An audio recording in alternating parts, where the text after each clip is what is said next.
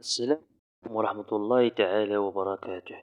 مشاهدينا الكرام، مرحبا بكم في هذا الفيديو الجديد.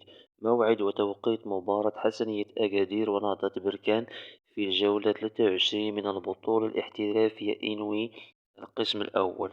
والقنوات الناقلة للمباراة: يحتل فريق حسنية أكادير المرتبة 11 من ترتيب البطولة الاحترافية إنوي القسم الأول برصيد 23 نقطة. ويحتل فريق نهضة بركان المرتبة السادسة برصيد 30 نقطة.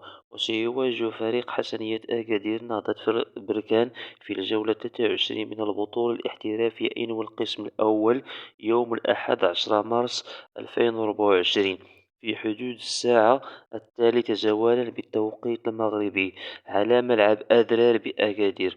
ومن المنتظر نقل هذه المباراة على قناة الرياضية المغربية.